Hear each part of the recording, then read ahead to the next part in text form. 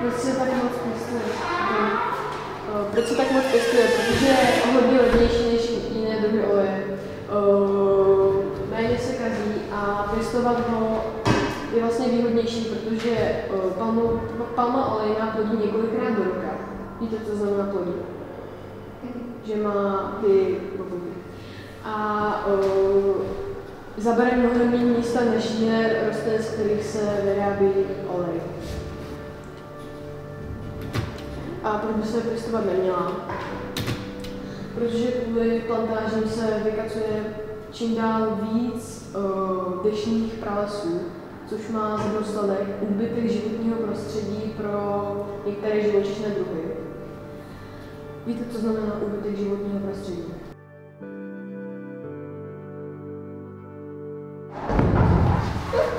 Já se jmenuji Michal a říkejte mi tak prosím, nemám rád, když se mi vyká. Tak jo, teda stanou 4. A jenom tak jako na začátek, znáte nějaký ryby, jakýkoliv, jaký vás napadnou? Co? No jo, dobře. Kapr. Štíka, přesně. Žralok, výborně. Tak. Ještě je strašně moc takových kární, ve kterých ty ryby jsou strašně namačkaný. Jo, na sebe jsou prostě namačkaný. A ty ryby dostávají do krmiva ještě různé látky, které právě dělají to, že jsou větší, jo, rychlejší rostou a tak podobně. A to je špatně. Jo. To je prostě proti přírodě.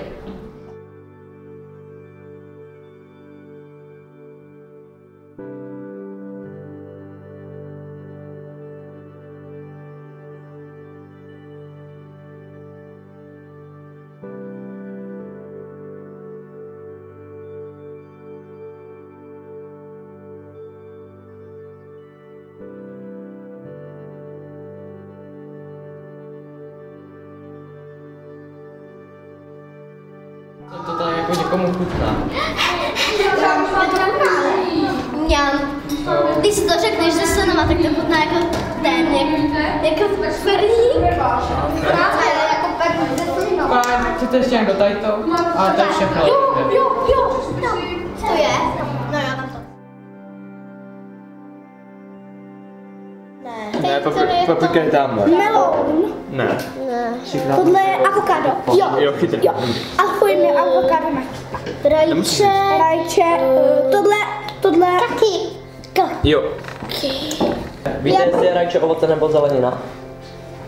Zelenina. Co to je za plod? To je mochna. Zelenina, jo. Mochna. Takže rajče je ovoce. Co? Jak si to pamatujete? Pizza. Už řekli všechno? Je, už to pádne. Jo, jdeme. Proč?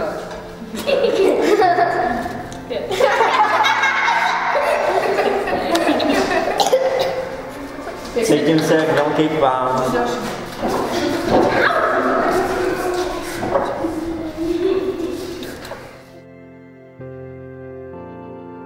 A máte tam třeba...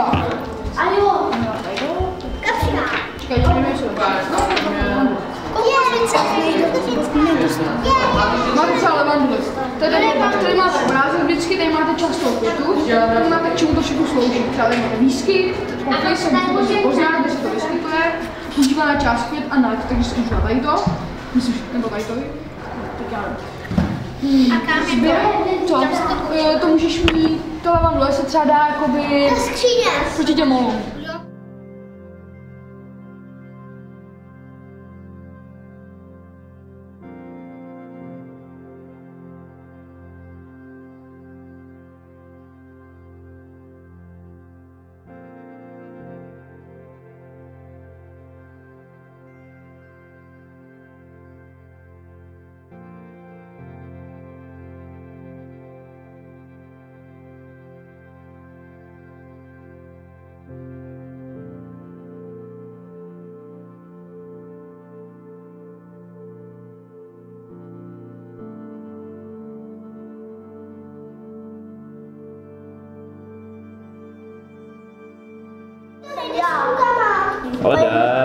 Rukama se dá rozdělit. A vždycky jenom 2 jsou otočený, jo, pozor. Vždycky jenom 2 jsou otočený. Jo. Správně. A teď Anička, ale. Můžu asi vemu. Kešu. Kešu. Ne, pistáci. Teď já taky. A Rašíd. Nech to hoď. Můžete si radit, kde to je, tak jako domlouvat se. Díky.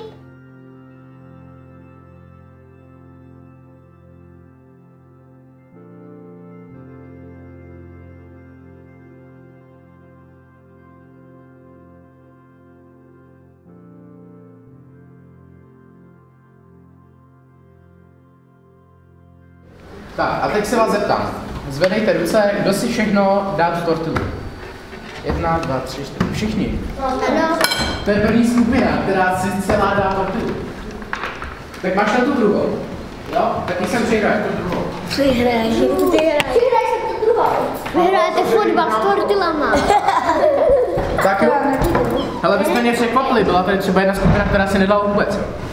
Dojídala to tady paní. Tak my to za ně dojíme. A už to tady není, to Já to chci už tady. Takže kolik je vás? 5? Jo, 5. Tak, já to zkusím nějak rozdělit, ono to nebude asi přesně, takže větší, menší díly, na to mi tady nehrajeme, to asi nebude.